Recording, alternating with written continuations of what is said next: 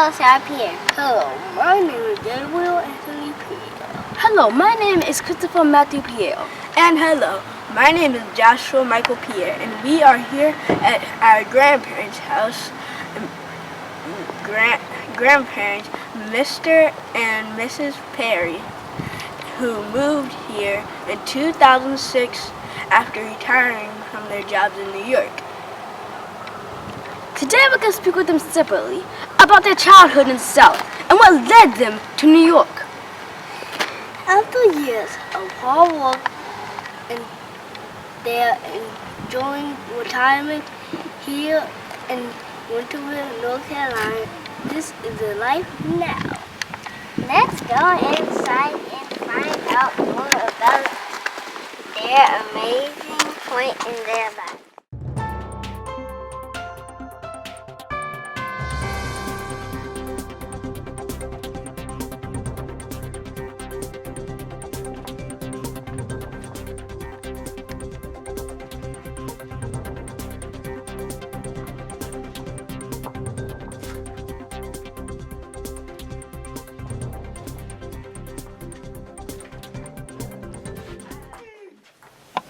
I was born in Hollandale, Mississippi. My mom's name was Marguerite Lane Gordon. My father's name was Leroy Gordon.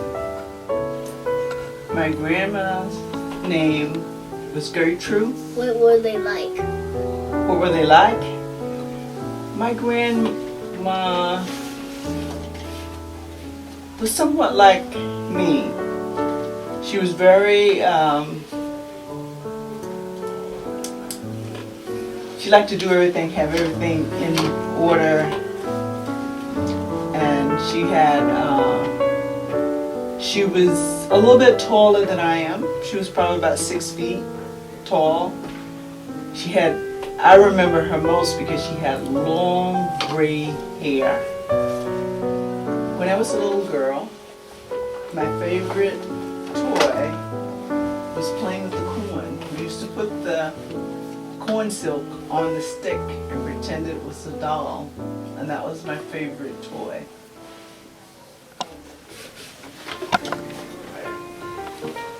When I was old enough to work in the field, that was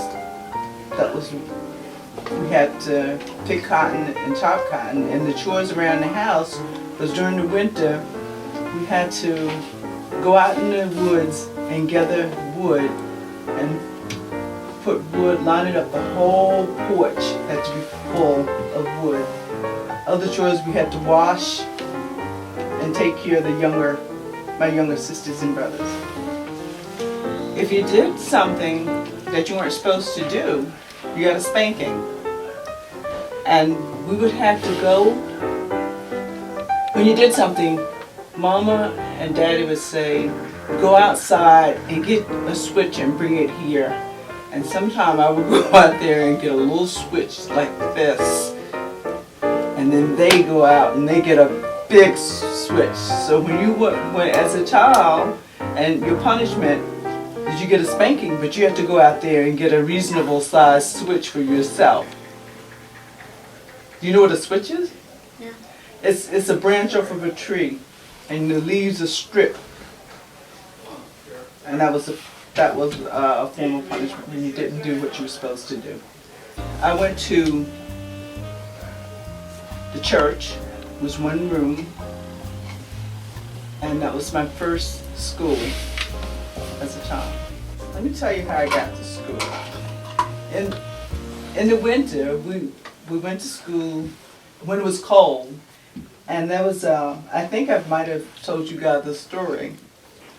And we lived out in the middle of a field, and there was this old cow, and she had a bell on, and we had to go across the field to the other side to the road. So we would you had to take off your shoes because you don't want your shoes to get muddy, and we would run across the field, and we didn't wear bright colors because it excited the cow. So we could try and wear things that was dark. and she would chase us. And we would run, we would see her coming, we started running across the field. And by the time we got to the other side, it was like really, we were all muddy, and we cleaned our feet on the grass and put your shoes back on. You get on the bus and you go to school. Ooh. Well, school, for me, from as far as I can remember, we attended an all-black school, and during that time, Dr. Martin Luther King we heard his name a lot. There were a lot of people coming from the north to the south, and it was kind of weird because you're like, oh, these white people are staying with black people, and that was unheard of. And then President Kennedy was president when we started. We had two children from our school that went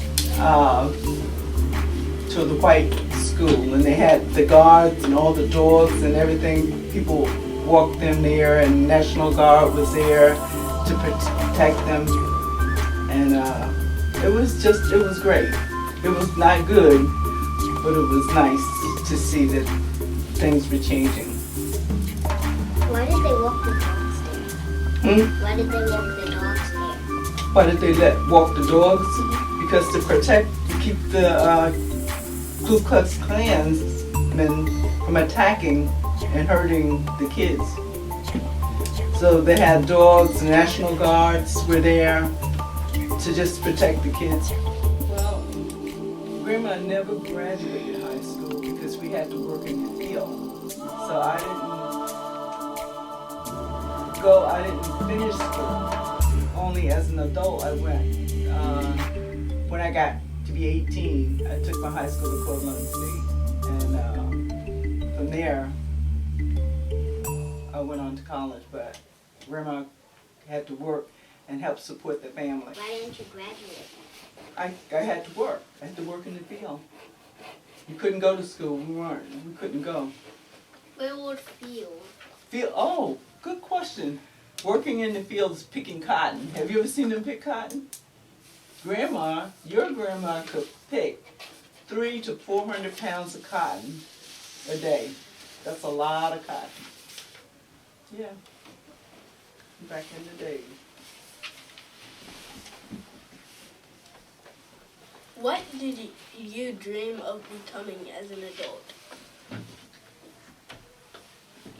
My dream, when I was a child, my dream was to leave Mississippi and to go north. And I heard when I was little that money grew on trees, and I couldn't wait to go north to get that money off the tree. That was my dream. Who told you that money grew on trees? Well, the older people, my grandparents, and it was just joking, but I didn't understand. I thought it was real, that money grew on trees.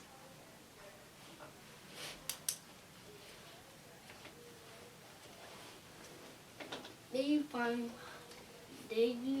eat hot dogs at Dale? Oh, when I went north? No, when you were at Mississippi. No. No, I didn't eat hot dogs. Because all my songs on the cello are called Mississippi hot dog.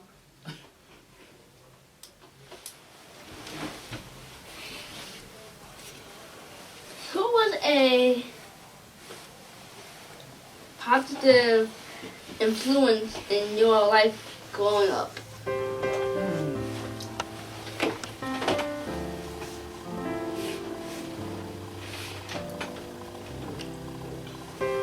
The mailman.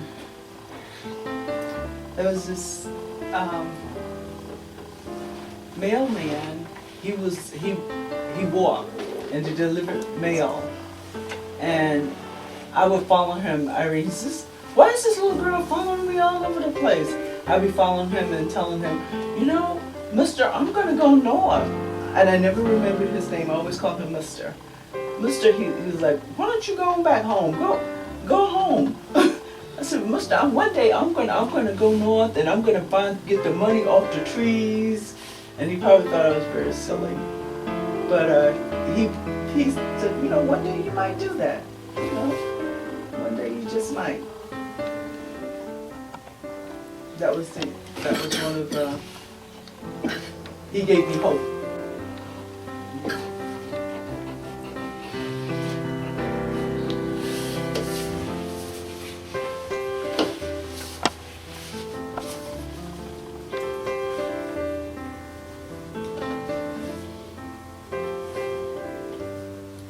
Who was your best friend?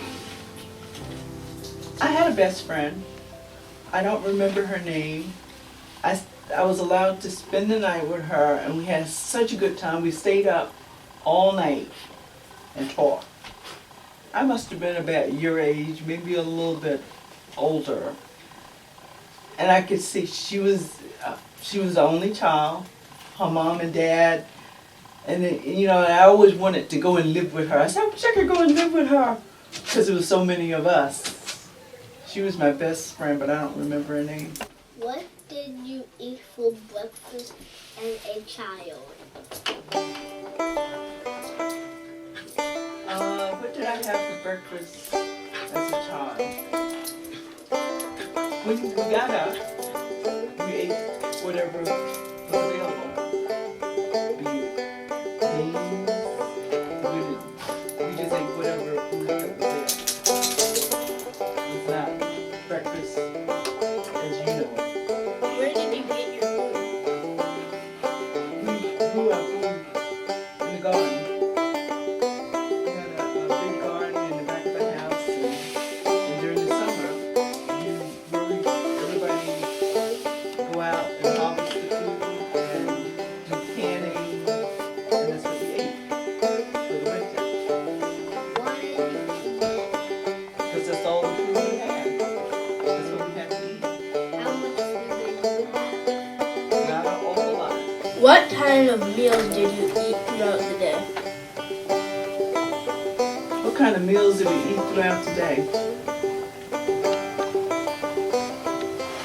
Let's just put it like this. In the summer, food was plentiful. In the winter, it wasn't so. If you ate in the morning, then there was no lunch. You only ate dinner. Whatever was available for dinner. There was no snack. There was no snacks. No snack. Why were there no snacks? Because there was no food. You only ate breakfast and dinner. Nothing else. How much was a gallon of milk? Ooh, that's a hard question. How much was a gallon of milk? In 1960, probably about 25 cents, 30 cents. What kind of games did you play as a child? What kind of games? We played hopscotch, pop the whip. Anybody know that game, pop the whip? When we were on the playground, pop the whip, they would get, the bigger kids knew, so they would, everybody get in line, their whole hands, and they'd form this long, long line.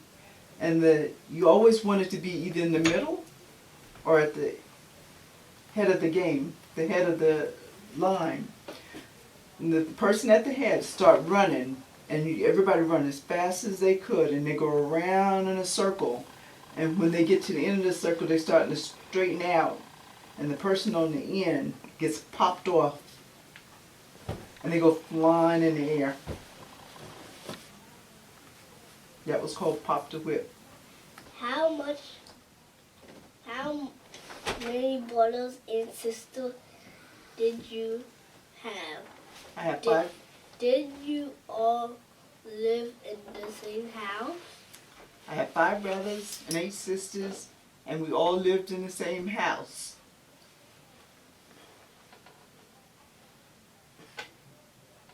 And our house had 3 rooms. So 8 sisters, including you. Mm-hmm.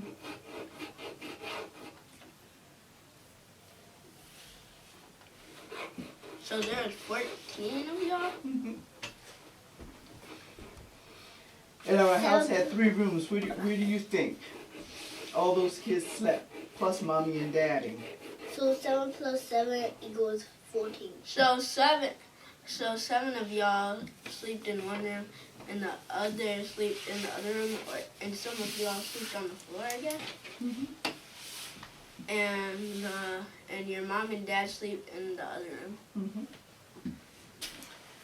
My sister Dorothy was the oldest.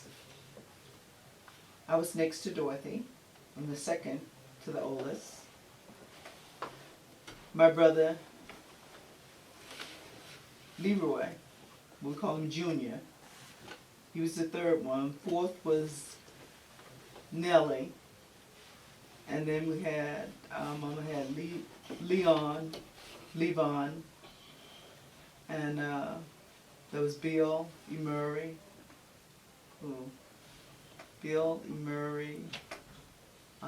Angel, Deborah, and Deborah, Jackie, and Earl. I'm sure I must have missed somebody because there were so many of us. But that's pretty much. And what else? What was the other part of your question? And what were they like?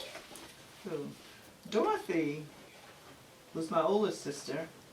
My father used to say about her, he said, "Girl, you are so lazy. If you had, if I had a bunch of eggs, I'll put them under you, and I'm sure everyone would hatch." Because she's always sitting, no matter where she went, she was always like just sitting down. And she was very quiet, loved cats. She had a big cat. She loved cats. I was the second one. I was not, well, they say that I was not a nice person. I was just mean. Nellie was kind-hearted. They were all pretty, and Bill was okay, and my favorite brother was Leroy Jr. He was a year younger than I was. He was my favorite. I was his mule. I used to ride, give him piggybacks everywhere. I'd be like dragging the ground trying to carry him, and he would just be riding. But he was one of my favorite brothers. And everybody else, the younger ones, I really don't remember that much because I left home young.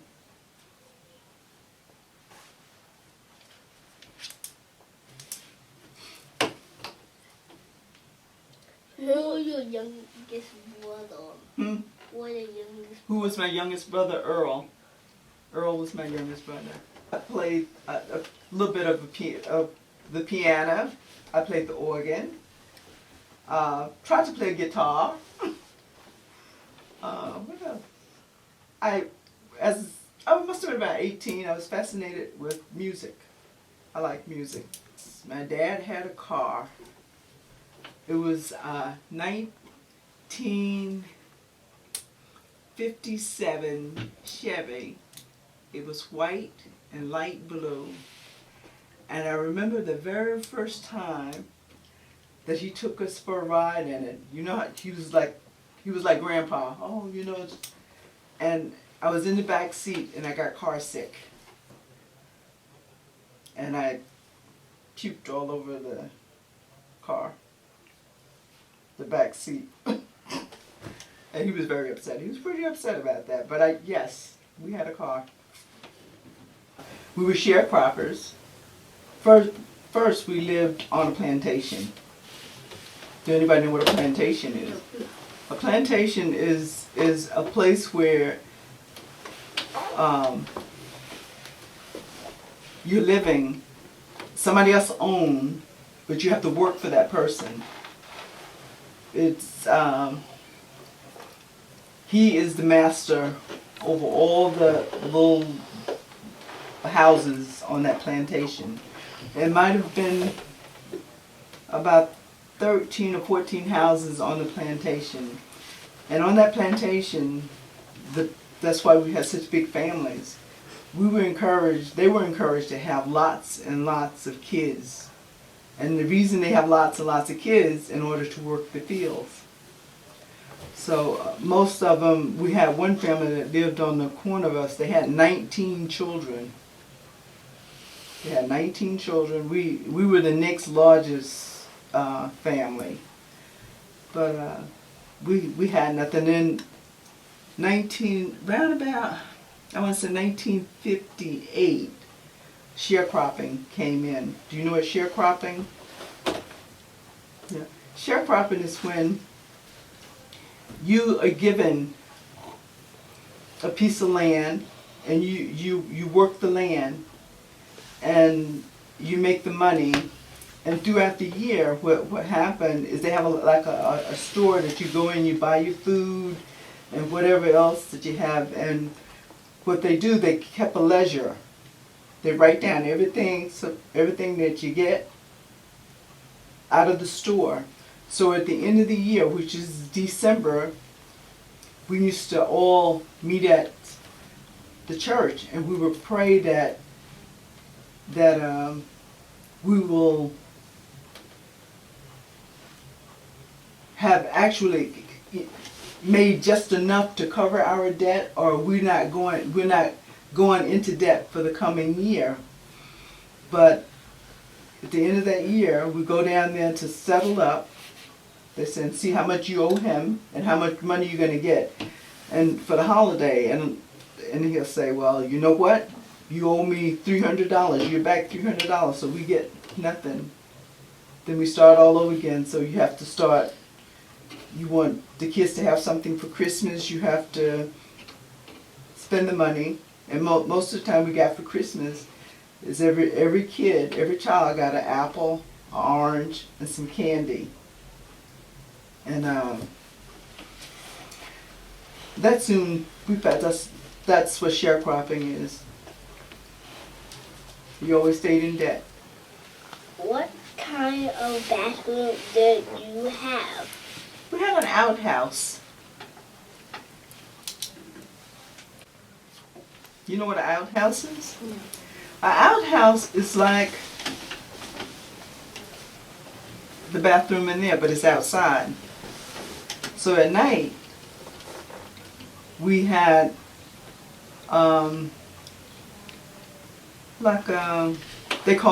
there are different names. Some people call a night glass, a potty, and the potty at night.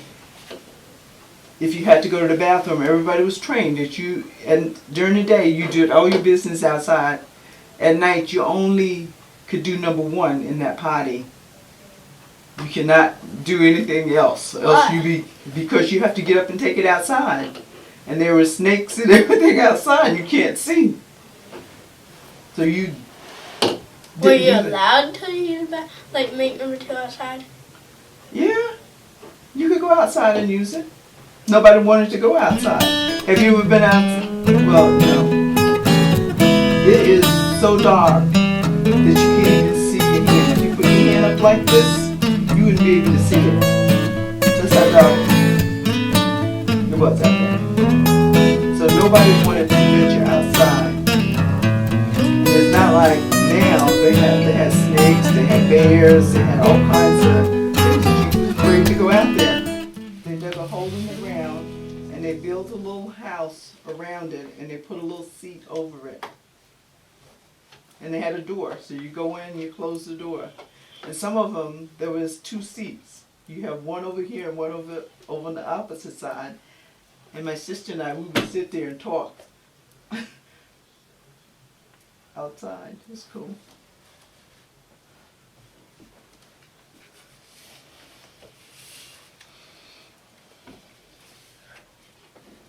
Did you live in the city or the country? Country, way in the country. I lived in Mississippi where they call the Delta, Deep Delta. If you ever have an opportunity to look up Deep Delta, Mississippi, Deep Delta, way out. Used to call it no man's land.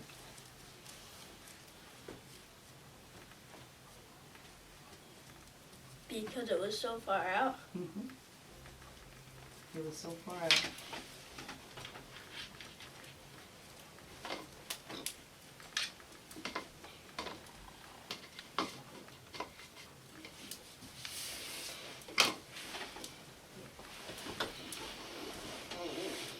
What was your greatest fear as a child?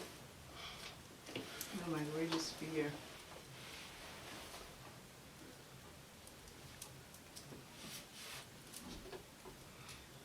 I have a lot of them. I'm trying to think which one was the greatest.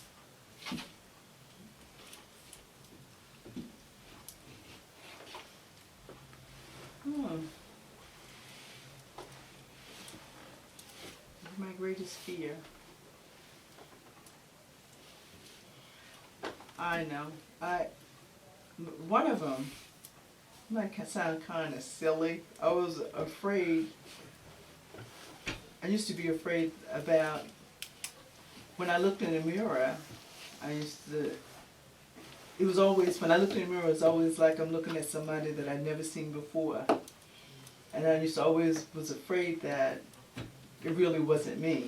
I don't know if that makes any sense, but I used to be fearful of that. Maybe it really isn't me. Maybe it's somebody else.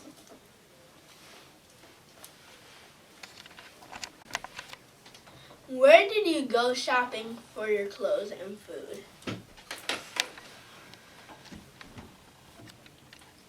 My mother and father went to town once a month to shop for our clothes. They would, shop for the food. Our clothes were made from the flour sacks, and the boys got pants from town. And they measured our feet. They would take a string, and they would measure your feet, and they would go to the store with these strings and buy the shoes for everybody.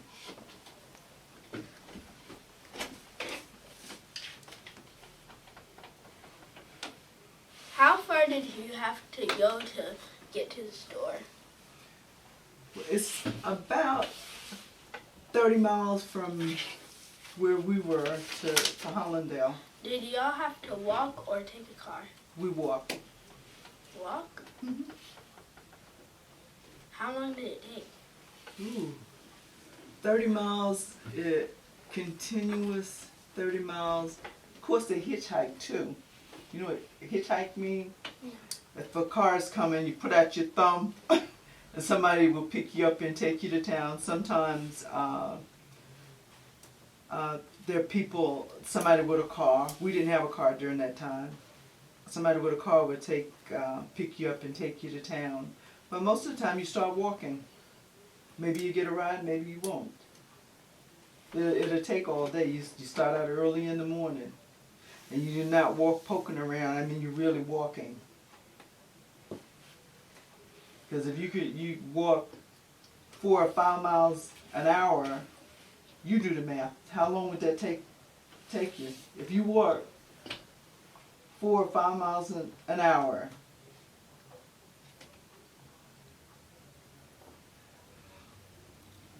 it 6 would hours? about 6 or 7 hours. Do they come back the next day? They don't come back until the next day. How close were your neighbors?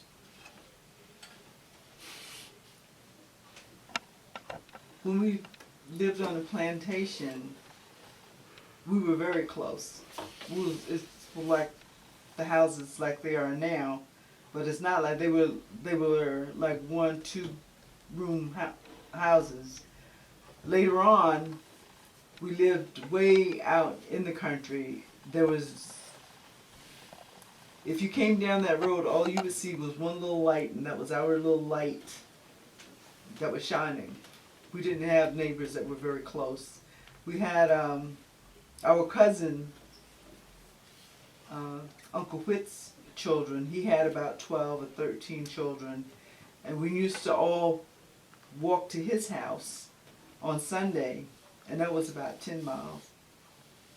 And we would leave early in the morning, and my father would say, "You guys can go, but I want you back here before sundown."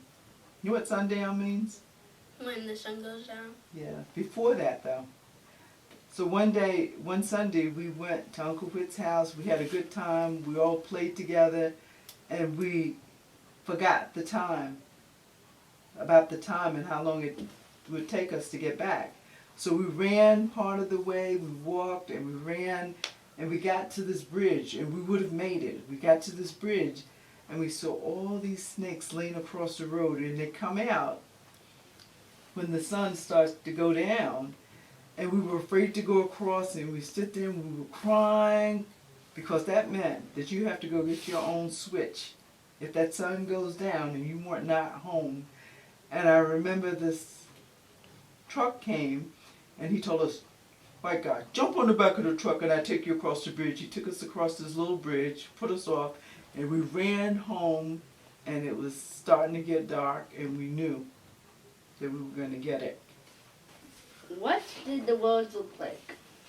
Where were they dirt roads? Were they paved?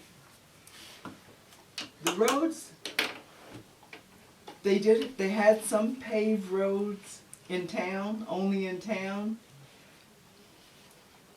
On our, coming down to our house, it was dirt. It was a dirt road, sand. And later on, they put gravel. You know what gravel is? There are these, well, gravel can be small and big, but we had these big, huge rocks. And that's what covered the road. We used to try and ride the bike on the rocks. And those rocks will tear up your shoes because you're trying to run on the rocks, and they're just like big stones. And that's what our road was like. Dirt road. If you lived on a dirt road and it rained, you couldn't go anywhere because you get stuck in the mud. And that's why a lot later on they put gravel on the roads. How long did it take you to get to school?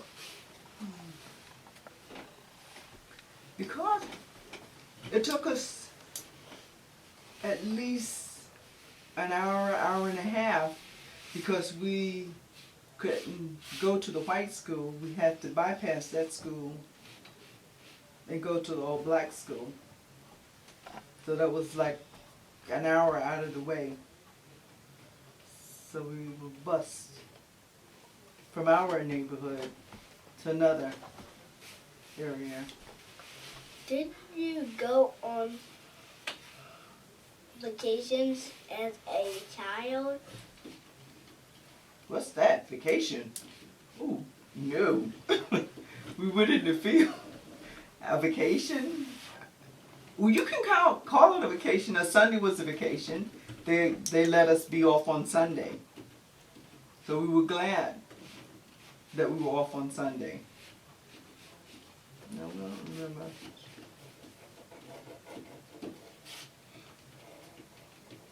As an adult, I went on vacation. Does that count?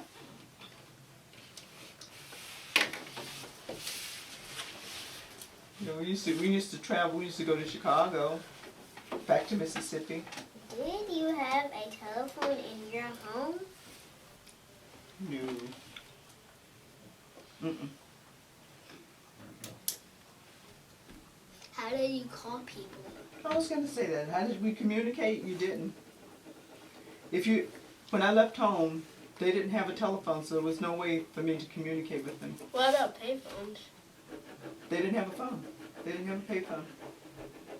They didn't have no way of communicating other than the mail.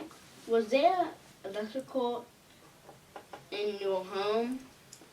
Running water? No. We had a pump. You know what a pump is? A pump is, they would drill a hole down in the ground, and they keep until they hit water. And there was this, have you seen those big pumps? You have to prime it. You have to pour water in it. And then you keep priming it until the water gushes out. Then you just keep pumping and pumping until you get all your water. But before we got that, we had to go to the river and get water to bathe with. You go down to the river and you get water and you bring it back. And what else? There was another part of your question, right? Was there electricity in your home? Oh no. Mm-mm. We had oil lamps. Did you have a television in your home? If you did, what kind of shows did you watch? I didn't. I didn't have a TV. We didn't have a TV. Like any time in your life? Did I have a TV any time in my life? Like the first TV that you got? Ooh. My grandpa. I think I told you this story too.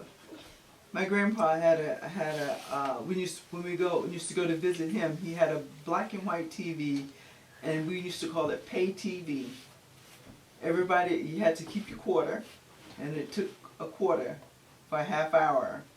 You put your quarter in there, whatever movie you wanted to watch, a show you wanted to watch, you put your quarter in there, and it'll play. If the show was for a half hour, it'll only play for a half hour and then it'll shut off.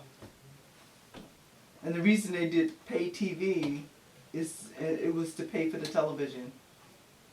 So they would say, the people in the store, the owners would say, we'll give you this TV, but they put a box on it that take money, and if you didn't put money in it, you couldn't watch it. So you had to put money in there, and the man would come out and take the money out of the box, and that's how they paid for the TV. How did you keep up with current events? How did we keep up with current events?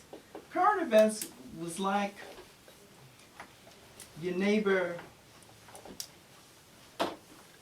If somebody come from the north to the south, they'll say, this went on, that went on, and everybody stands around, sit around and listen to the stories of things that happen.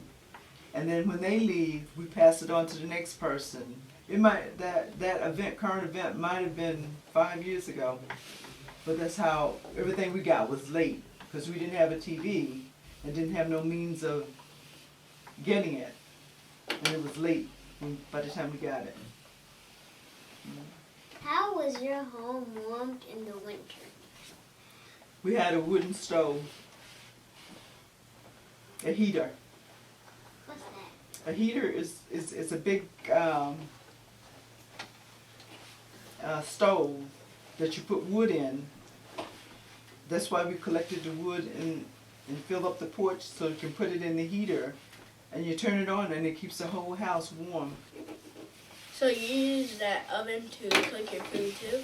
No, on the stove. The stove did everything. It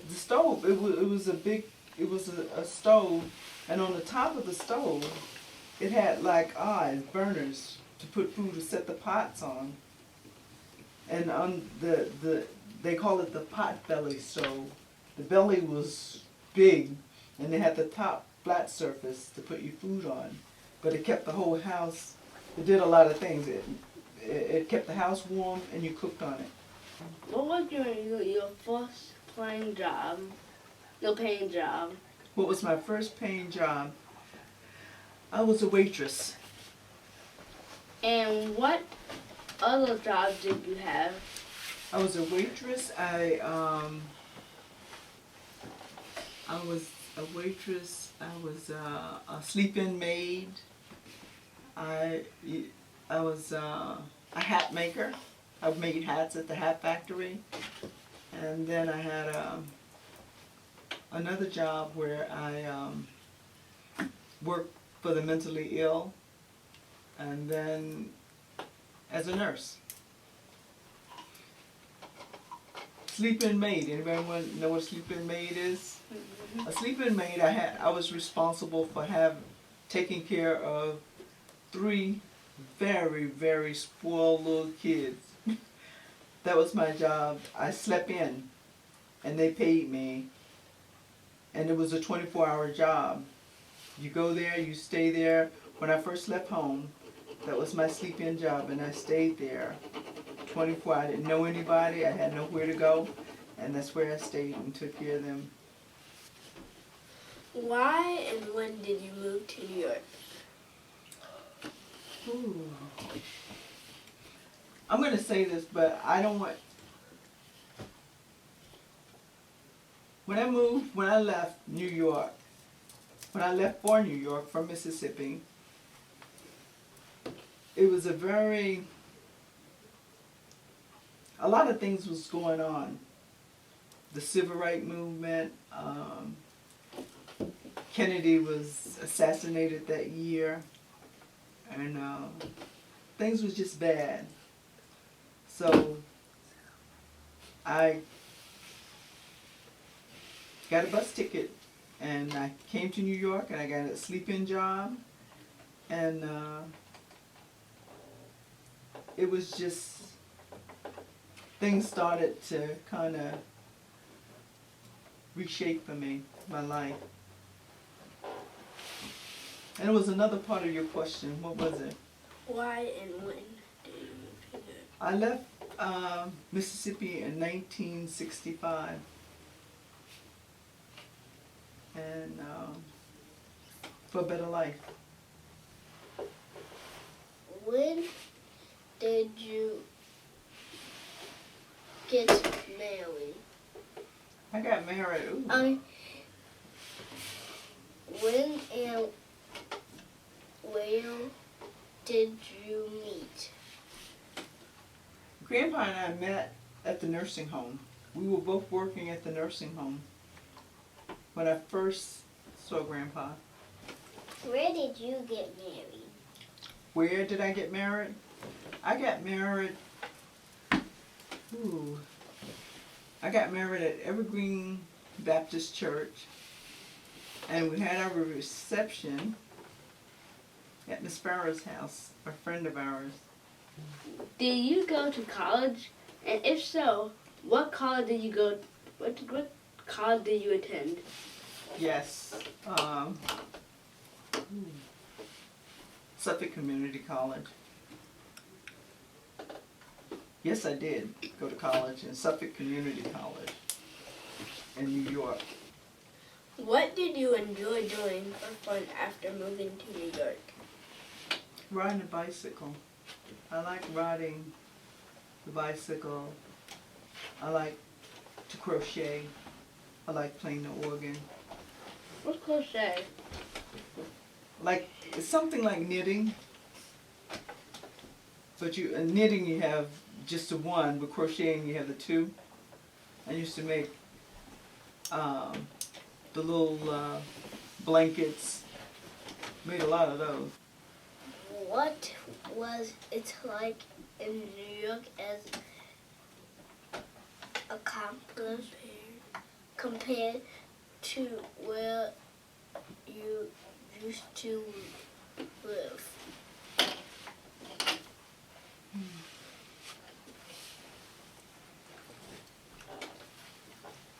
It was, I have more freedom, but now that I think about it, it was basically the same. Nothing really changed, much. They still had prejudice. They still had a lot of civil rights issues. And people were still being mean.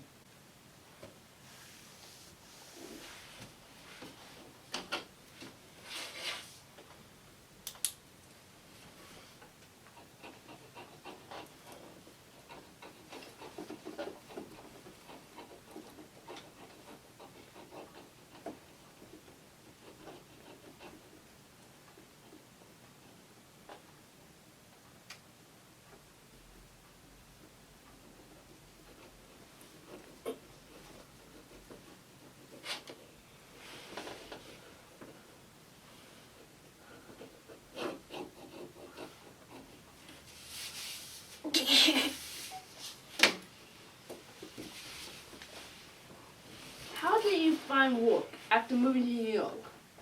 Was it difficult? How did I find work? Mhm. It was when I moved to New York.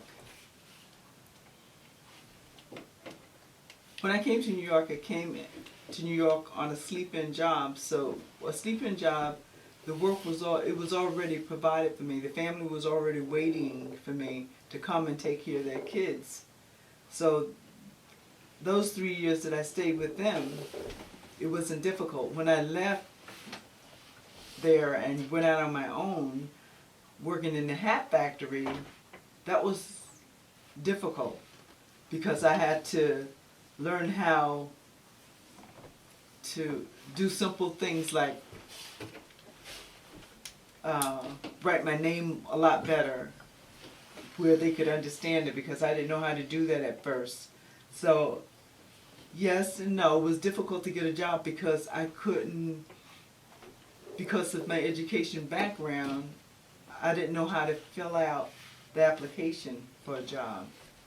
So it was hard, yes.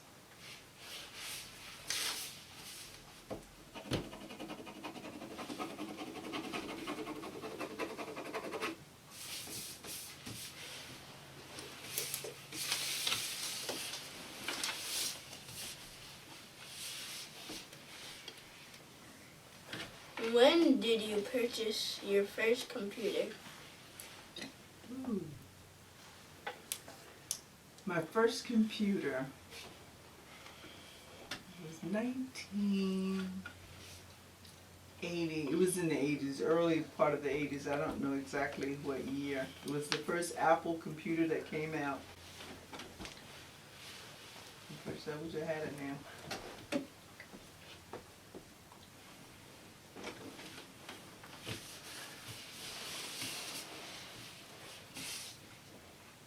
What job have you stayed at the longest?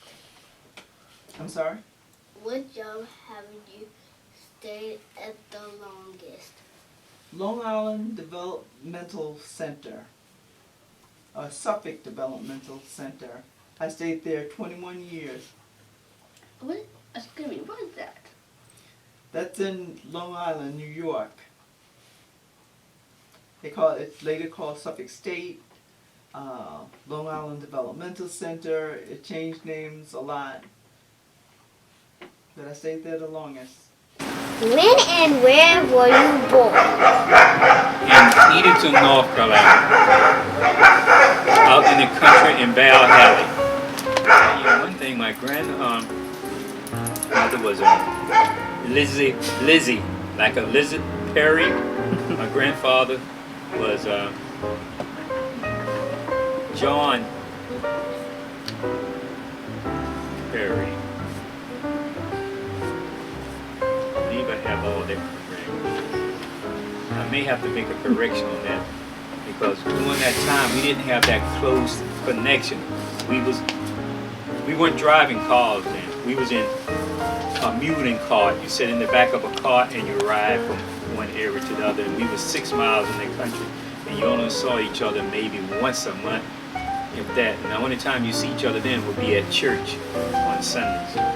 And they would drive muling carts to church, and they have to go out and feed the mules, this and that during service time. You know the bicycles that you guys have now? We'd take the rim and take a stick and roll it up and down the road, because most of the roads were dirt roads.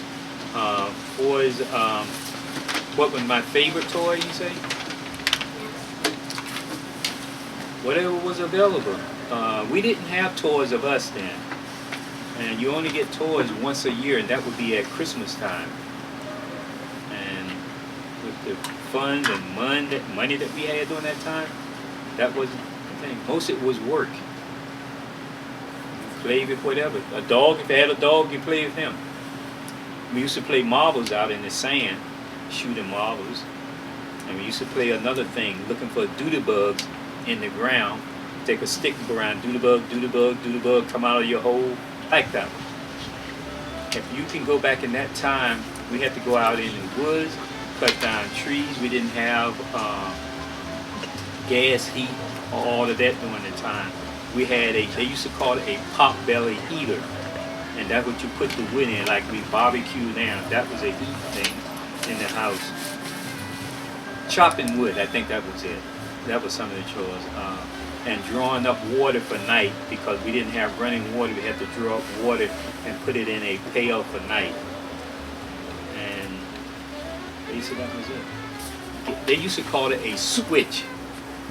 When you would get in punishment, they would tell you go out and get a switch, so you could get your whipping at night, because that's when you get it most of the time at night when you get ready to get in bed, and that's where they would take the whip.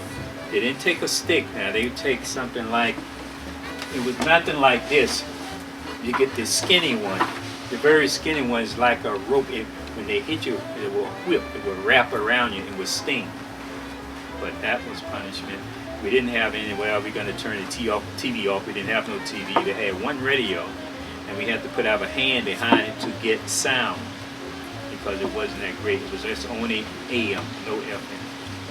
Hey, it's a big one. You see it? D.F. Walker High School, Edenton, North Carolina. Can you see that?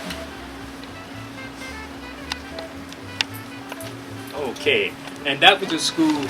During that time, the school day was segregated, and this was, as I should say, an all-black school. They had other schools that would, once they reached the 9th grade high school, they would come to Edenton from White Oak, because we were so many miles apart, and that's where we would bus in every day to the school. I found out math was one of my best. I enjoyed that. You didn't ask something, but I'll tell you anyway. Like chemistry and that type of thing, it didn't seem to interest me. We had something used to call agriculture. That was good because it dealt with farming, livestock, that type of thing. Because that's what we were doing. We was in the country and we were farmers. We worked with. We had my great uncle who raised me had a farm, and we worked for other people. How did you get to school? Oh, this is by bus. Same as you today in what you call a public school. We were bused in. The buses was much smaller during that time. We have to travel. We stayed 6 miles in the country. Some of the others may have stayed 12 miles, and they would bust all into this one particular area where all the blacks attended during the time. Was school like? What was school like during the Civil Rights Movement? That's a good one. Why? Why is that?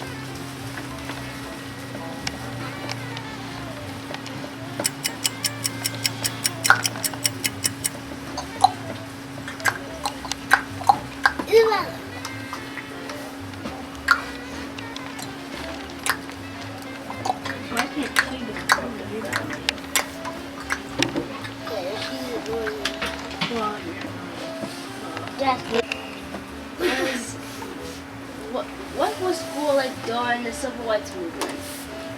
Oh, wow. Chris, to answer that, it's an easy one where we all can understand it. What happened during that time, I was around about in the maybe the 10th grade when it really started jumping off or kicking off, whatever way you want to say it. And my uncle, which his name was Edward Perry, he didn't want us to get involved in it. We were with, you may have heard the name, or some people may have heard the name of Golden Franks. He was the person in Edenton that was in charge of that section and so forth and everything. And it was very tense because we was working for the white man, in a way of speaking. We catch rides to town with them, and we stayed together in a way, community out there in the country. And you had to interact with them, so you had to be very careful in what you say or what you do. The older people during that time that had something, they was a little bit concerned if they get too much involved in it. something could happen to them, their property, their whatever they own, they may end up losing it after working so hard. That was the crucial thing there. But for young people like myself, say 16 or 15, we didn't have anything, so we were basically pushers during that time. And your parents sort of stand back and hope that it would work out, you know, for what we were doing during that particular time. Boys going to college, that was off the list, going to college. Here in North Carolina, actually where I am right now, this is where I retired here in North Carolina. In Fort Bragg, North Carolina, we had gentlemen from my hometown in Edenton. They had gone away to the service because they were likely they didn't have money to go to college, and that was their thing then for black to get involved and to make money. And they used to come home like on weekend, come to church on Sundays, but that was a meeting place. And they would come home with beautiful looking uniforms. That's the reason I got that on there. What happened, and they looked good, they were driving cars, which we didn't have an automobile. We had to walk to church, and when we get to church, we would brush our shoes off and everything because it'd be dusty. And that one thing that actually kept it, they used to have something at Career Week at the school every year, and they would come down, have service guy from the Navy, Army, or Marine, or whatever branches, and we would talk to them and to see the way they presented themselves, the way they were dressed. They looked nice and neat, like you guys now. They were nice and neat in what they had on. And then again, they were serving us 3 meals a day and somewhere to sleep. And that's what I needed during that time. It gave me the opportunity to really to grow up, to see what the world was about, to travel. Some had an opportunity to go to Korea for 13 months. I went through Hawaii, Japan. We spent time there. And I spent time in Kentucky. That's where I started from Kentucky to Louisiana, from Louisiana to Korea, and back to Fort Benning, Georgia. And I spent my remaining time there. And the service life was good for me during that particular time. So you did. Little difference today. I'm sorry. So you didn't go to college? No, I didn't. No, I didn't. I tell you what, Josh, to answer that, during that time, they put out one thing saying, if you finish high school, you could make it in life. And that was true during that particular time, up to a certain year, maybe up to the 70s. That's where people of color began to say, we have to move higher. Although there was a lot moving higher during that time than high school, but at least you could get a job. You have to be able to read, write, and do arithmetic. Those that they called it the 3 hours or something like that. And it was working well then. But over the years, now it's way up there. You have to have a PhD degree now almost to get a job washing dishes. That's how it is today. They push things up as we, as people of color, began to get that high school degree. Now they say you need a college degree, at least a associate degree. Then it went to bachelor, master, and PhD. And that's where we are today. Farming is high tech today, so that's a whole new ball game. Being from the country, as we say when we get together now, a lot of guys my age and everything, as a country boy, come from the country, never been anywhere. My thing was to spend 20 years in the service. And I had figured out I'd be about 38, 39 when I got out. And I heard about retirement. You could retire at that time, and you would get money, per month and everything. Now, I didn't go into the service here in North Carolina. They didn't take me in Raleigh for whatever reason. They never called me back. I went up. I went to New York, and less than 2 weeks, I was in the service. I saw a sign like that. The man said, "I want you." And I went there, and the gentleman signed up. I went to Whitehall Street in the city. He told me how to catch the train to go there because I stayed on Long Island, Huntington, Long Island. And I got there. But one important thing, the gentleman asked me, the recruiting officer, sergeant officer, asked me how many years that I went to sign up for. And this is going to shock you. I said 20 years. And he looked at me and laughed. He said, "I can't sign you up for 20 years, but I can give you 3, and when that's over, you can re-enlist." and which was a blessing for me because I never did re-enlist after I did my 3 years. I guess the gentleman, I know he went back knowing how people are today. He went back to his other office and said, this guy came in, wanted to be signed up for 20 years. He must have killed someone. He trying to get away. But it worked out good. I did 3 years, and I finished up in Fort Benning, Georgia, which was good. And I had enough then I thought under my belt to get out and make it in life. I still go back to the gentlemen that I seen that had gone off to service.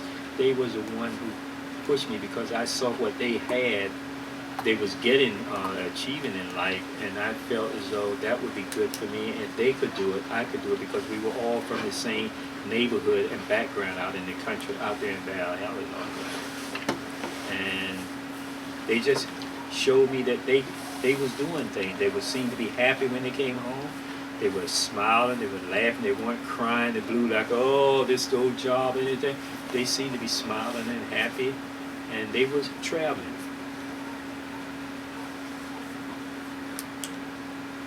Okay?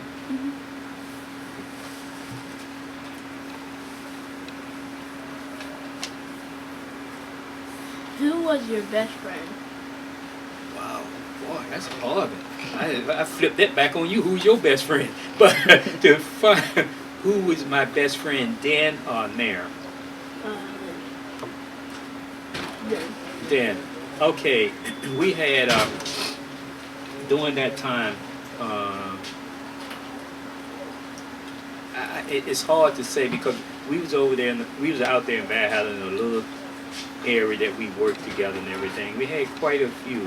One day you may be my best friend, tomorrow you may not be, depending on what you did to me, whatever the situation may be. But there was quite a few out there in the country that we were, like Thomas Lassiter, he's in Boston right now. We have another gentleman. Everybody had nicknames, by the way. A lot of people weren't never called by their name. If my name was William Perry, they call me Wheat. So it wasn't being called by your name. There's a guy there in Fayetteville now named Bo Nick.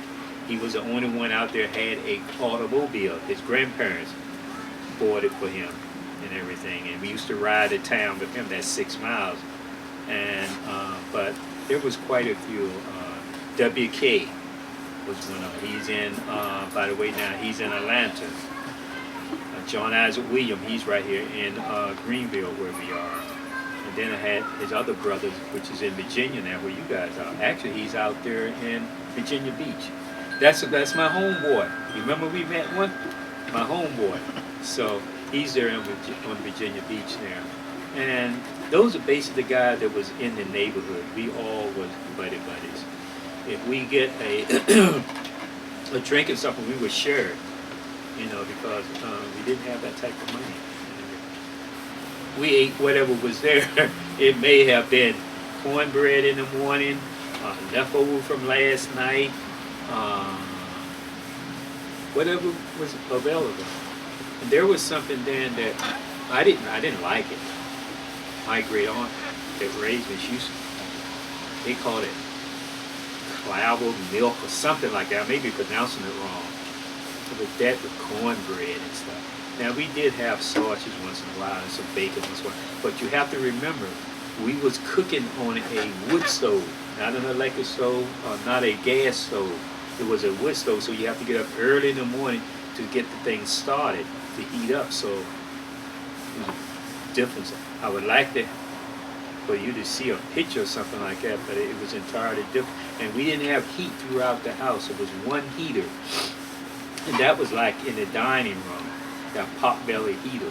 We used to put coals in it if you could buy it, but the cheapest thing was to go in the woods if you had property and cut down the trees. And that was my brother, Charlie, and myself, we had to go in the woods and cut down the trees. But my brother, he'll go out there and cut down a little tree like this. And my uncle sent it back, nope, it has to be bigger. And I have to get a bigger tree, something like this. And that's what we put in the heater for wood, to generate heat. It's just like barbecue in there. You had dampers on, one at the top, one at the bottom. The draft is to draw it in.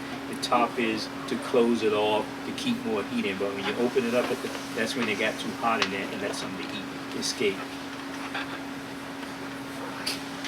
Okay, I told Josh a moment ago, your brother, about whatever was left over, we would eat cornbread, biscuits, and syrup. We used to have a lot of syrup. That's Cairo syrup. That was our main thing. You know, you get some of that in the morning with biscuits. Oh, that was good. You know, that pancake stuff. We didn't have pancakes. They used to call them flapjacks if they make them.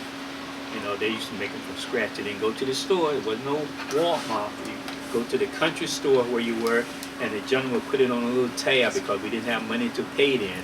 They would keep it on a tab and say, well, during our time, they didn't call us, and my name was Perry. I would be Uncle Perry. The person that owned the store, which was a white gentleman. And all the female, most of would call my great aunt who raised me, they would call her Aunt Ranny. Aunt Ranny. And we had to announce their kids as Mr. Joshua, Mr. Chris, whatever. You know, they were Mr., but we were just plain ordinary thing. Now, going back, you asked that question, what do we eat during the run of the day? Now, when we was in the field working during the day, at lunchtime, we would get bologna. Get like 2 slices of bologna and some saltine crackers and a soda, and that'll be lunch. And your favorite, Josh, not, you know, would be a honey bun. You get a honey bun, a honey bun, and a po' boy. Po' boy was something like gingerbread, and that was very good. And they had something else called potash meat. I didn't care for that; it was too soft. And Vienna sausage, those are the type of thing we ate for lunch. And during supper time, whatever Mama would fix for supper, and most of the time she would have that fixed in the morning before we go out in the field to work. So that meant getting up early, doing all that, making that preparation.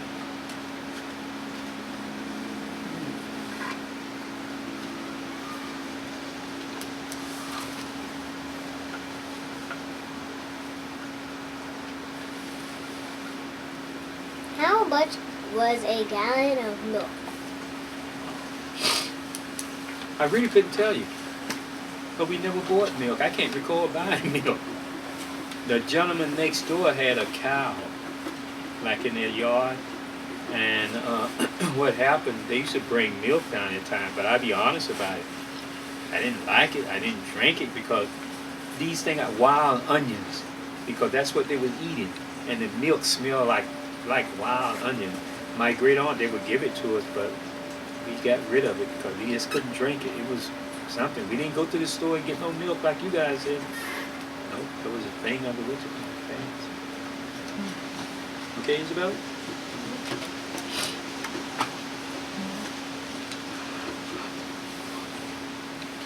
What kind of games did you play as a child? As boys, we played football, we played basketball, baseball, well, softball we did somewhat, but that wasn't crazy about that. The football and the basketball we played a lot of, and basically that was our games. What is softball? Softball is a bigger ball. It's not a hard ball. The hard ball is small, and you hear it when you hit it. Crack it. Like the sports today, they play hard ball. Well, that's what we call a hard ball. And softball. Softball was the big. We have a yellow one in the garage. You know, like when we go to the park to see them, then we call that softball because it didn't hurt as much. And playing softball, this eye here, I have a scarf on there when I was in high school because the fields are not smooth like they are today. And we was out in the field, and the ball went down in the hole, and I thought it had stopped. When I went to pick it up, it popped up and hit me in the eye. And I had sunglasses, so you know, like you guys try to be cool, and that's where I got my eye cut there. Then the other important thing behind it, at school, now that happened at your school today, the parents will be there, this one will be there, the coach will be, I'll wipe it off, it'll be fine. You didn't go to no doctor, and I got the scar still there and so forth, and that's history. But today, it's entirely different. And then again, too, that was an all-black school. And they don't want to hear this at the hospital because the town had a very small hospital. Okay?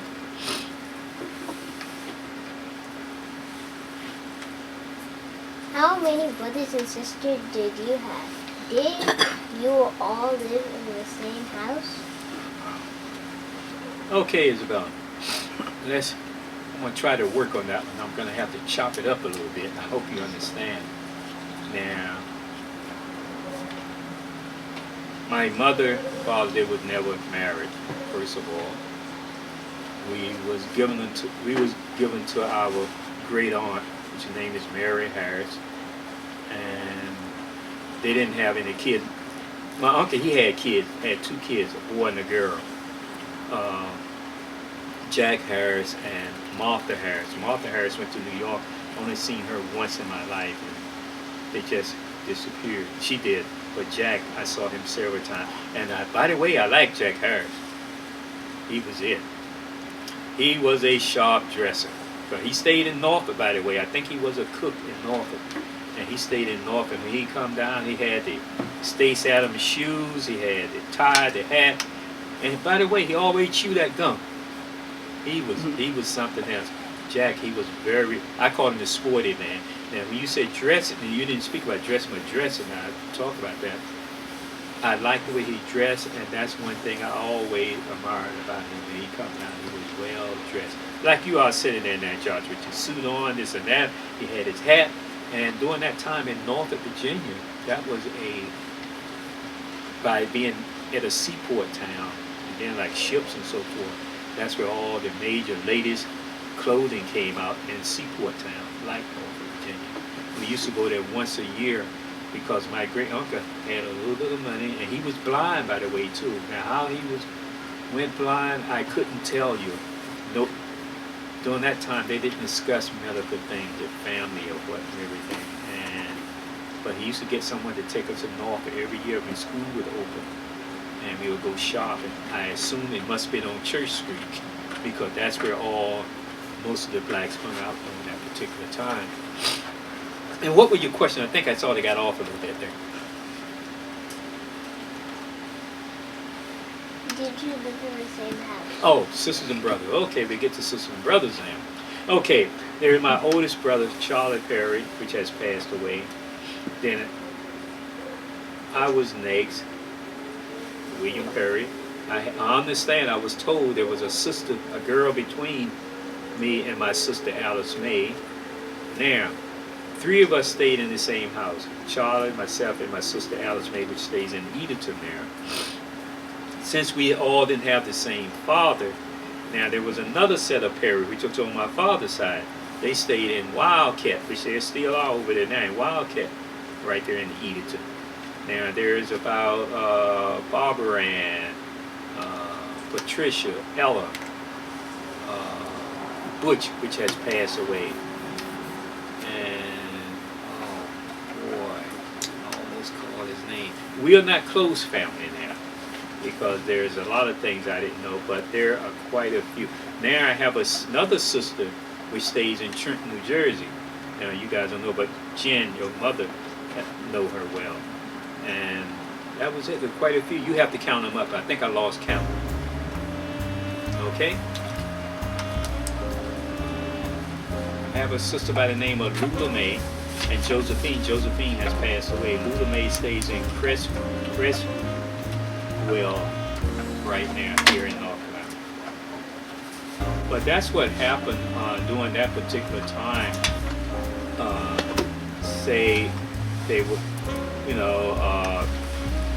women would have kids, they couldn't afford them or whatever. And it wasn't a thing adopting kids in like it is the paperwork. They would say, oh, gee, I like Josh, I like Isabella. Oh, I like to have that girl. Okay, go ahead and take them. And they would take them and keep them. Like my sister Lula May, they took her. She went up, got up under the name of a White after that because they just took her and said, oh, we like her. She's a nice-looking girl, nice-looking kid.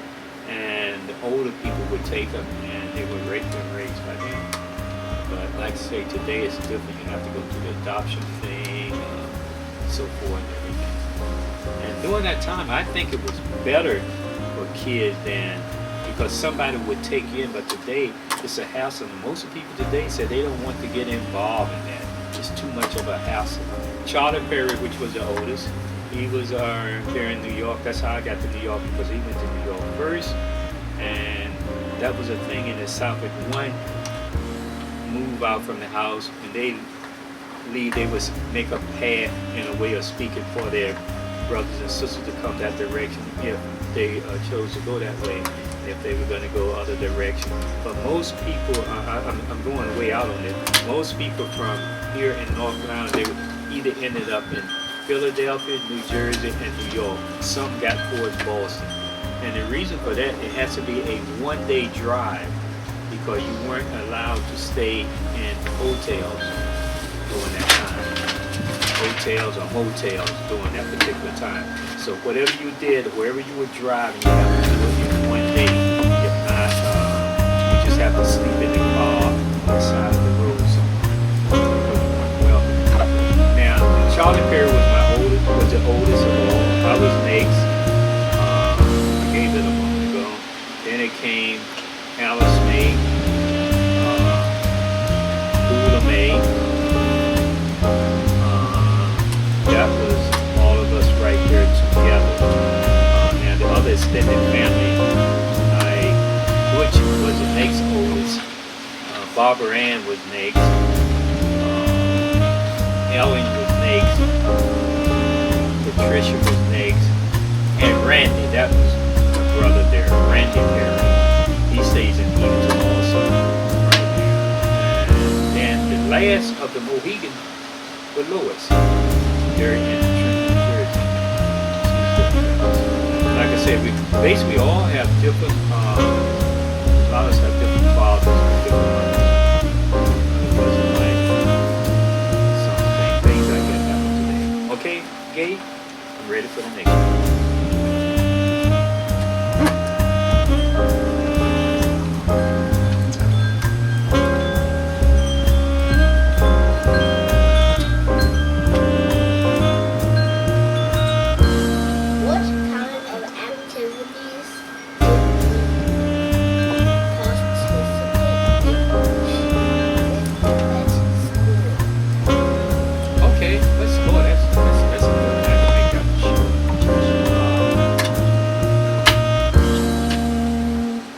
I was there, a member of the band at Deer Walker High School. And I played the big horn, the tuba. That's where you go boop, boop, boop, boop, boop, boop. It was good, but you realize one thing, the tuba or bass of anything is the background. It has to keep the beat. Boop, boop, boop, boop. You know, that keeps everything extra moving. So it plays an important part. A lot of people don't realize what it is. I was part of the band. I played football for a short period. And by the way, I was playing quarterback. I was a second string quarterback. But what happened over here in Scotland Lake, North Carolina, I went there and the gentleman, the coach was going to, Coach Shield, by the way, was going to send me in, but something happened. I never got a chance to go in to play. So when we came back home, you know, every day you practice. So one day we was practicing and I was acting as quarterback then, and they gave me the ball. These two brothers, just like Josh and Chris, they should have been out of school 50 years ago, but they was old, and they came and tackled me because I went through standing up instead of going through being down. And when I got up, found myself, I went to the locker room. I told the coach you could have it, and I went back and stayed in the game. Those two brothers, they jacked me up, and that was it. That was the end of football. I played no more football after that. Basketball, I played around basketball. But one thing with sports, with us, by being 6 miles in the country, but sports is after school, in the afternoon. You didn't have a way to get home. Say like, man, 5 o'clock, it's dark. So after practice or what, you have to go out there and we hitchhike. You know, you put your thumb out and hope that someone will give you a ride. Most of the time, we would get a ride because people know that you're coming to school kid. It's not like today. Today, if you see someone hitchhiking, I don't think you're going to pick them up. But then, like I said, being a small community, during that time back in the 60s, everyone basically knew everyone. And they would. And you'd be surprised then. It wasn't only black would pick up blacks, but white would pick up black kids because they know they're coming from school. and they would, share them because they liked it. And the other thing with the band, we used to have homecoming. Homecoming was awesome during that time because that's where you get a chance. They close off Main Street and we parade up and down the street with floats and so forth, and it was good. That was one of the glorious things. We have schools coming from Oscar, North Carolina, Griffith, North Carolina, throughout, Bertie, Plumberton, all over. And all the bands, the uniforms, that's why I say we are black and gold, or you may want to say yellow and gold. But that was the thing doing that. And the farmers would take off to come in town to see your parade. Okay, Gabe, ready?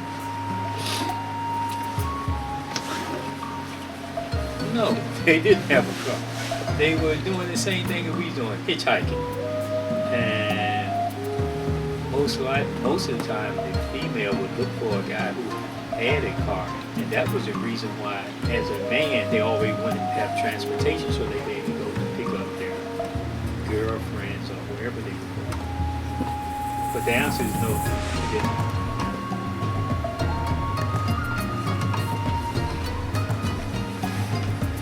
What was your family's financial status when you were growing up?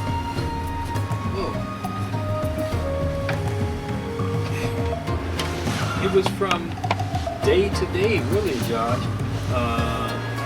They both worked, in the fields, and most of the time it was getting,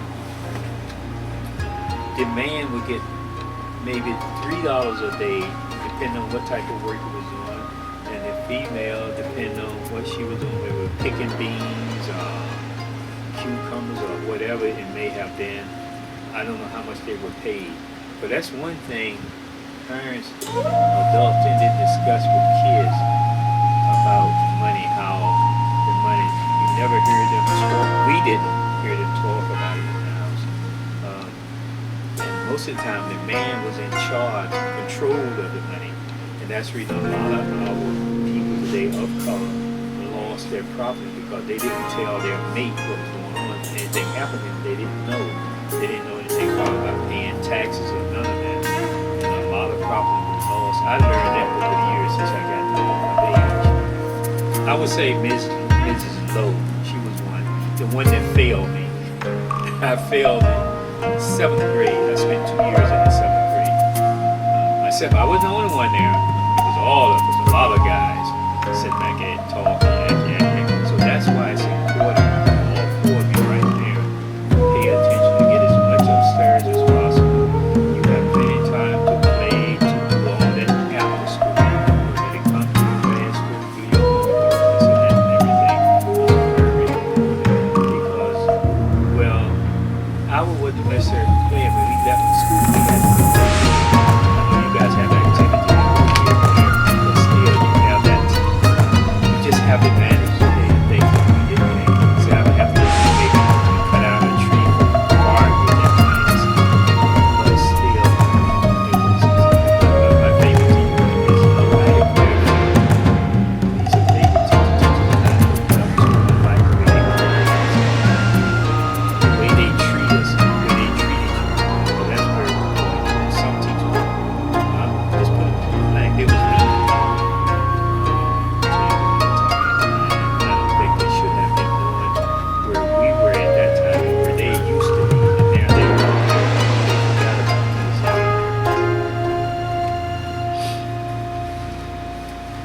But one thing, going back to Ms. Lowe, what I said about Ms. Lowe, what I like to know, looking at Gabe now, looking at you, John, Chris, let me see you. Turn around. Turn around. Turn around. Oh yeah. Now you three guys have on neckties. That's one thing Mrs. Lowe told us when we was in school. Around about in the 7th or 8th grade, that's where we got it. Wearing a tie to school every day. We had something called flannel shirt. They kept you warm. They were like playing this and that. And she had told us. And the white shirt that Gabe has on there, we wore once a week to church. And Gabe is growing. He won't be able to wear it in say another 6 months. So she said, wear it to school every day. And then way you get your money worth out of it. And that's how the school, Dearborn High School,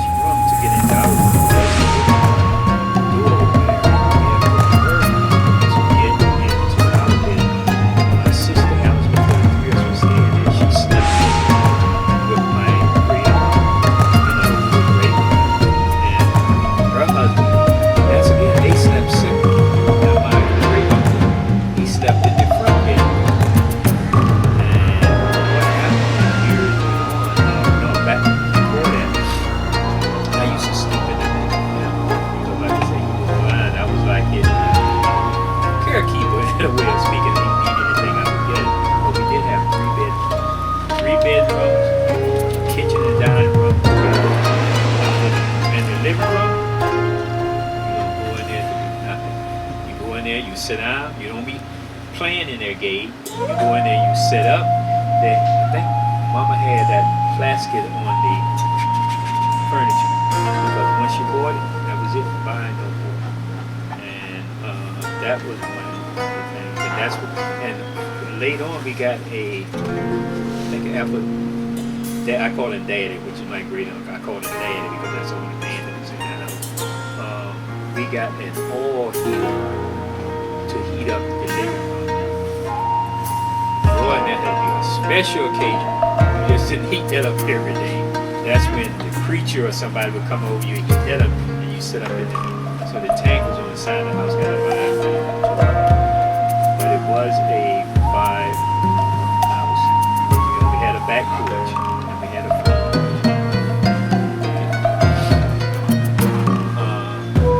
Our next door neighbor, there was a ditch between our house and their house.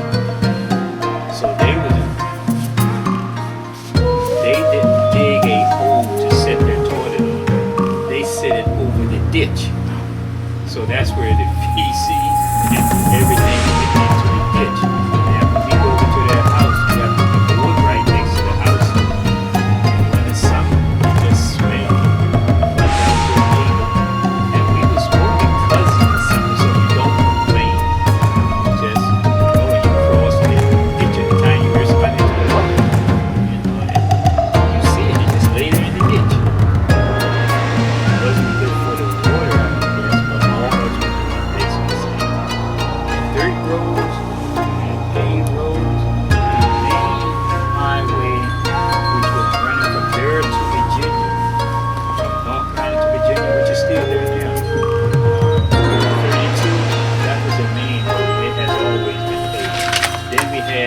Side road, which was dirt road, the place called Morristown.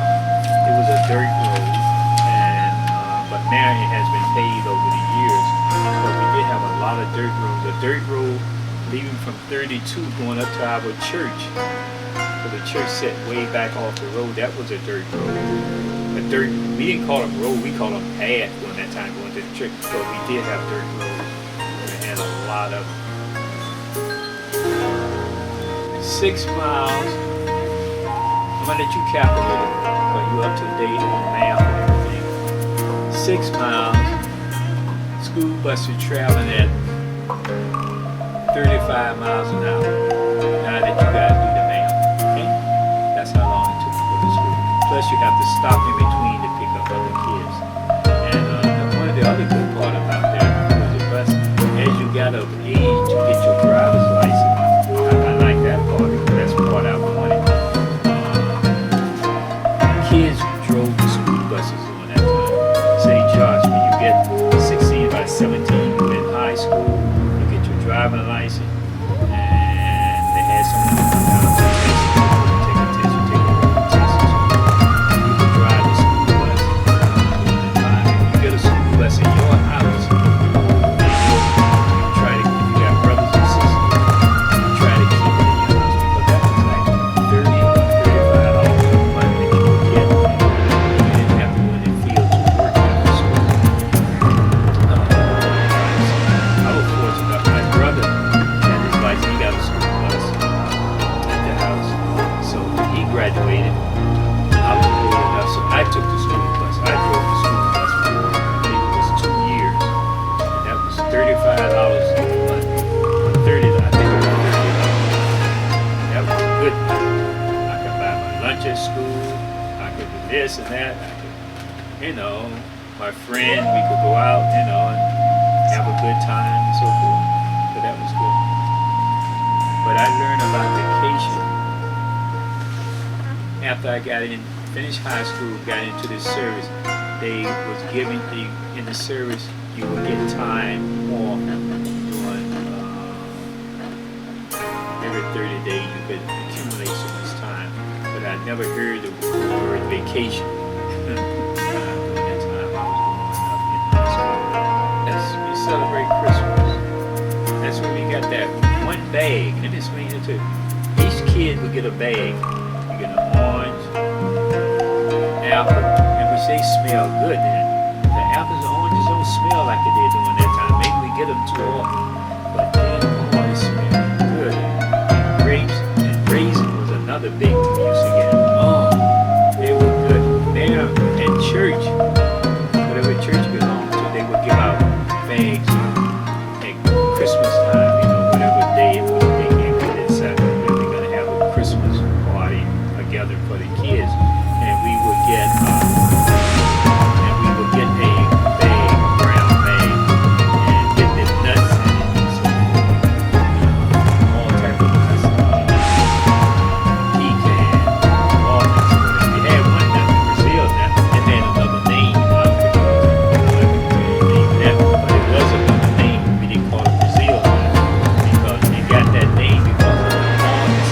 That's where I never read that. Very hard and me as people spoke been very hard and firm. I think that's where the name came from. The nickname the name came from. And sometimes I have to be very careful going around to say what name it is.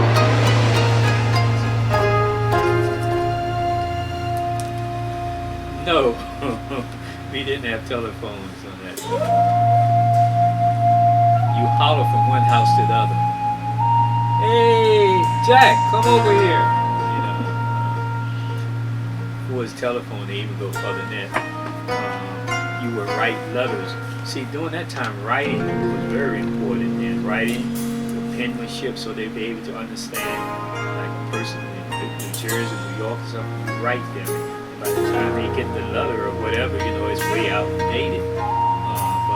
And later on, during the time in our community, out in the country, one gentleman by the name of William Bonner. We used to work with him. He was a black gentleman. And he got a phone in his house. And everybody would call that particular house. If you have friends away up north or wherever, you would give them that number and he would come tell you, your cousin called and said so and so, this and that and everything. And that was one quick way then to communicate. But that was later on in the early part. The only thing was you get it. So I heard it from someone. So it's just like the news today, the blink of an eye. But then there's something it'll take maybe a month or something before it gets to here in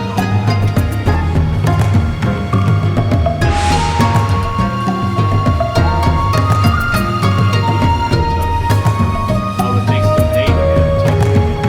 And we had to travel in the woods at night.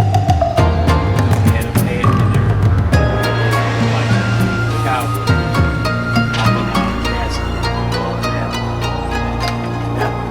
Just like you guys are today, watching those Western pictures of the time. And then again, too, in that house of the village, we didn't have any heat in it. So what happened, like we would bundle up and they would say, are you cold? No. Long as we could watch television. We was happy and everything. Then their parents let us sit in there and watch television. And that was it. Well, through the neighborhood, say someone else had a television, radio or something, by the word of mouth from others, and then you would look for it. For his newspaper, we didn't have that coming to the house. The paper that we would get, say if Mama, my great aunt, if she go to, say, come here, and they have a magazine or paper or something, she may bring it home and you will read that. And if you were in school, if school was in, say, from August to May, you'll hear about it maybe when you get at school, because a lot of kids in town, they have radio and television, and they would talk about all the teachers. You would hear them give the current event. And that's one thing we should have in school. Speaking of current events, it seems like every morning current events would come up. Even in the country would talk about what tractor went in the ditch in town. They would talk about some turn or something different. So that was one way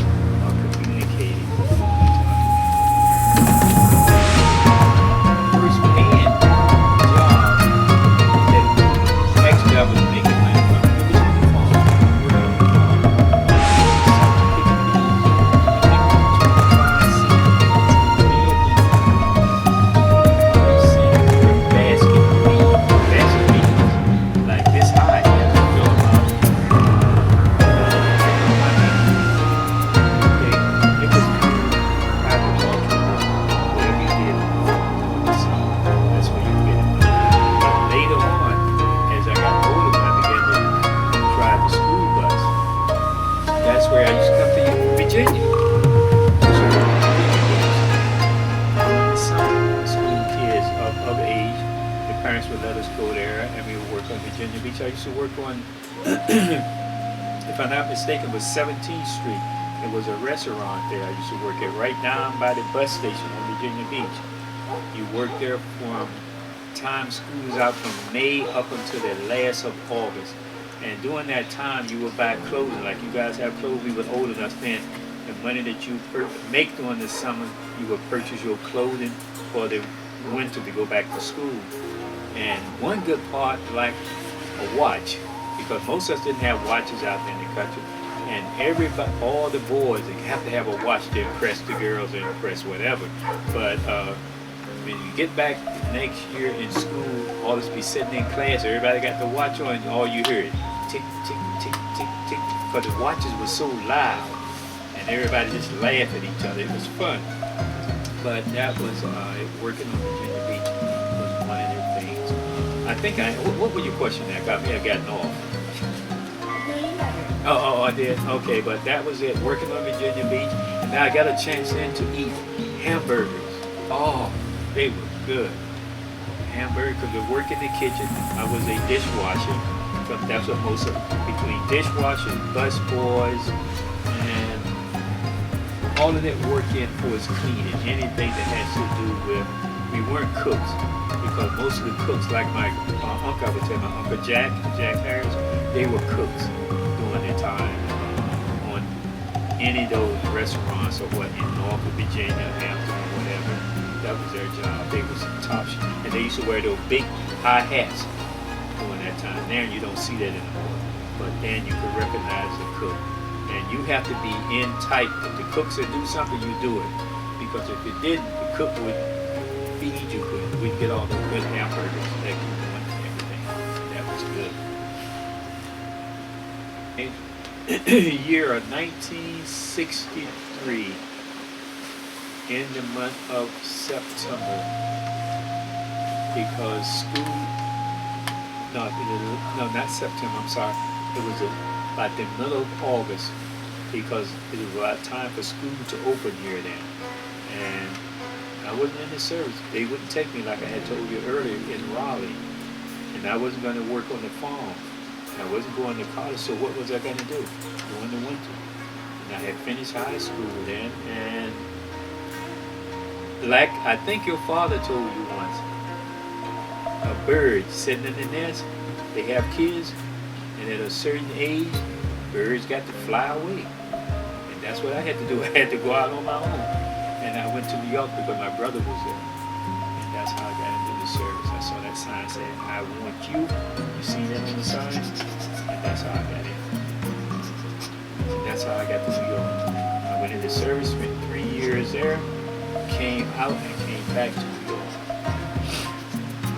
Okay.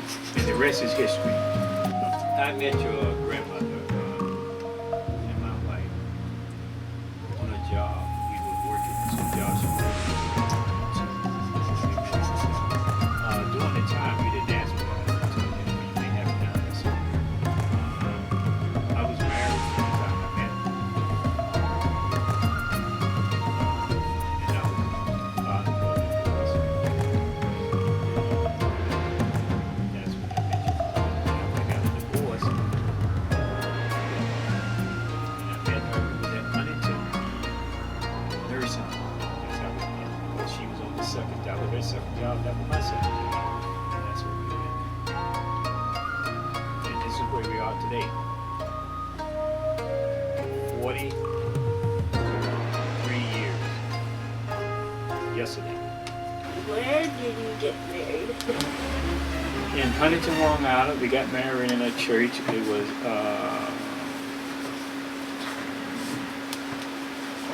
trying to get to church. It was a Baptist church there in Huntington. It wasn't Hollywood. I can't even think of the name of the church there because that was the big Baptist church. Big difference. Before I got to New York, like you guys asked me about what type of house we had. There in New York, we had running water, and we had indoor toilet. We had a stove. We didn't have to heat it by wood. It wasn't going to the store. Some of them still was doing it, going to the delis, and the person would write down how much you owe, and then when they get paid on Thursday or whatever, they would come and pay them. But it was a big difference during the time there.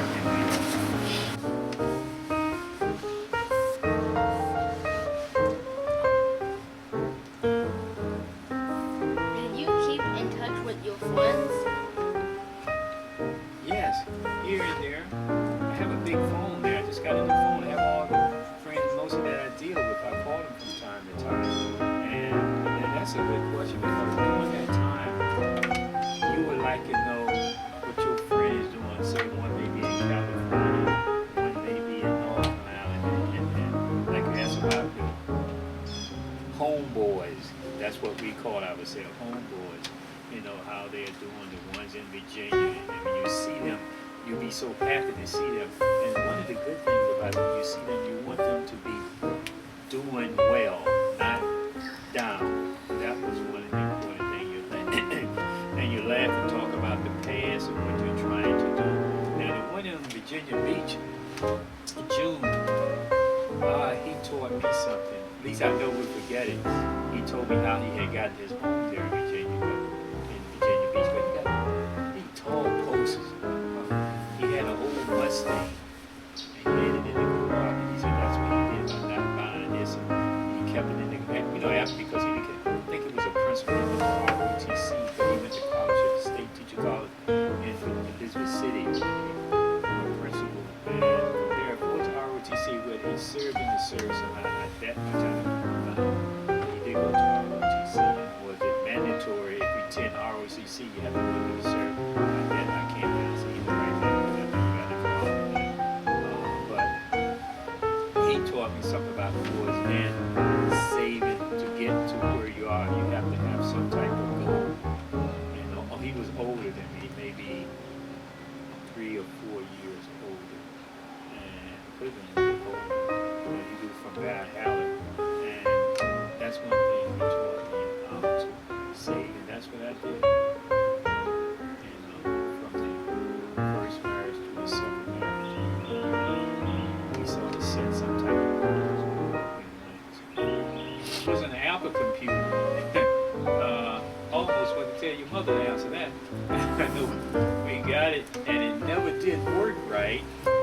We couldn't seem to get what it's supposed to do, and maybe we didn't know, but it just wasn't. It never did work right, because during that time you had, I think it was a disc, a floppy disk you put in. You do this and you do that, and then the repair people, they didn't have the geeks like they have today. You take it back to the shop, and they were basically just salesmen. Then you had a repair place. I remember in Long Island, New York, I mean, Long Island.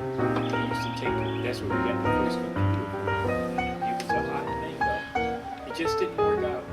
The year was 78.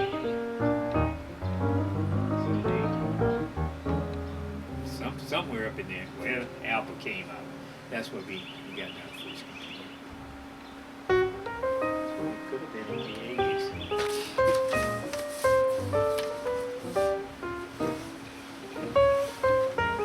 Your job, what job have you stayed at most?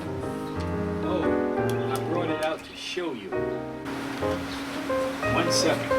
Show and tell. I figured it would come up. And I want you to zoom in on this.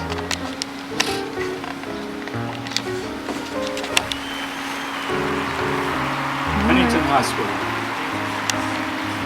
35 years. I worked at Huntington Hospital for 35 years. And I give it to the department. I worked in the housekeeping department. And then again, during that time, when we talk about high school degrees, so forth, and then things began to move up, and you need to have more education than just high school.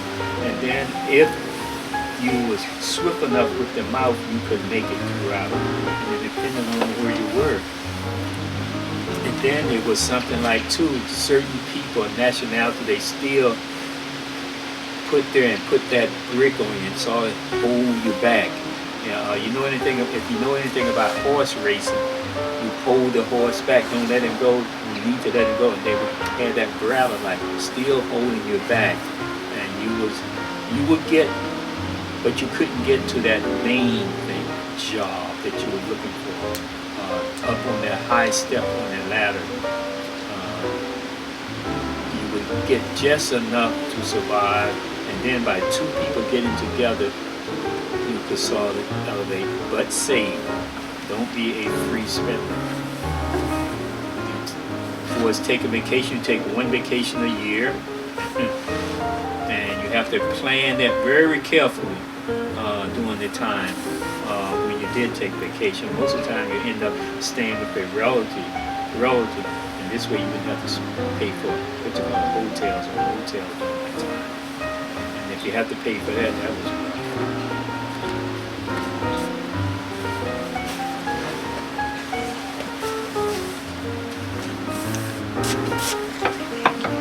Thank you. That's it? Hey!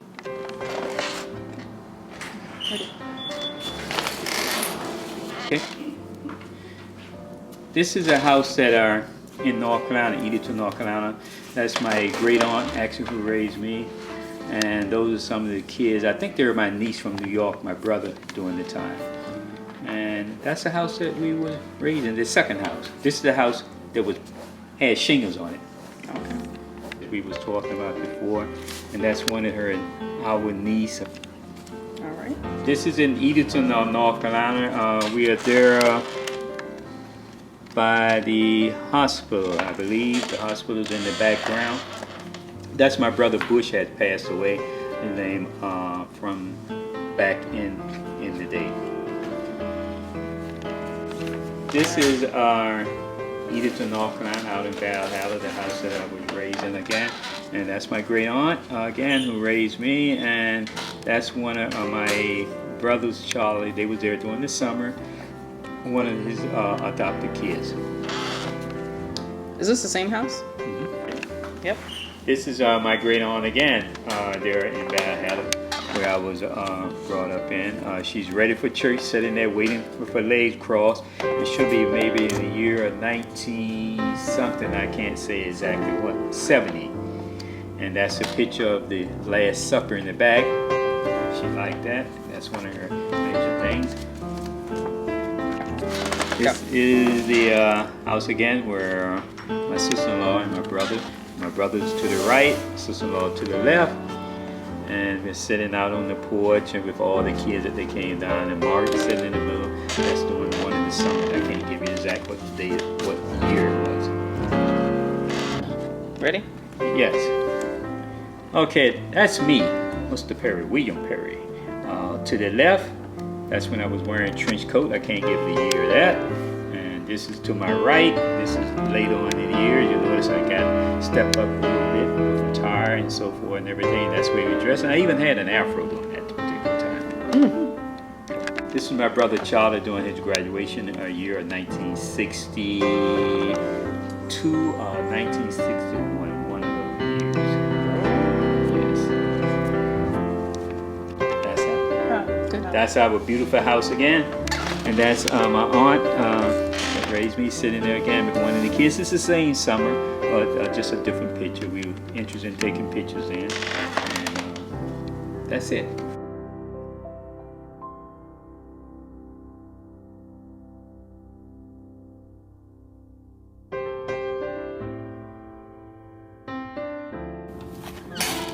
Hi, this is Christine, my first, I was married before, my first wife. I can't tell you what she is now, but we were married for a very, very, very, very short time. And we got a divorce, and that's when I met my wife now for 43 years, Margaret Perry. That is me. Right there on 165 Waterman Avenue there in Huntington, where we spent at least 45 or some years more. And that's where both kids was born, and we stayed there until we are retired and moved here to North Carolina. Hey, that was our pride and joy. our new vehicle. It was 1988. This was during the summer, and everybody had a ball in it. All the kids went to school and so forth, and that's about it on the Jeep. And I still have it, by the way. Oh, I don't have it here, so.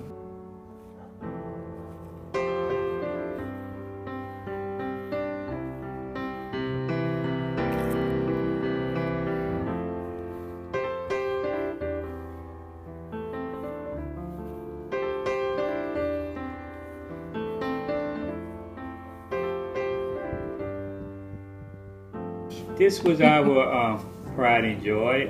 You have Jennifer to the right and Nala to the left, and you notice they seem to be happy kids there, but in today's life, I don't know where they're happy now. But anyway, those are our two kids. We are there in Jersey at my mother's place. I have my sister to the right. I have Jennifer next to her, and that's my mother standing there with her Indian band around her head, and I'm standing on the side protecting everybody. That's Trenton, New Jersey. All right. All right, that's again, they're in New York, 165 Wyman Avenue, and every year I would grow the same flowers on the side of the house because they look so beautiful, and it seemed like they blended in with the white. And that's the shed in the back.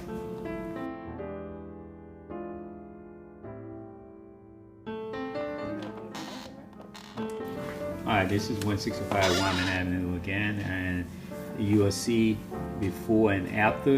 You see the Pinto out front, you see a Volvo in the garage, and we have room numbers on the door.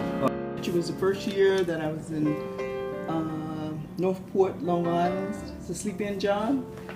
I was 15 years old when that picture was taken, around about December. That was my first year there.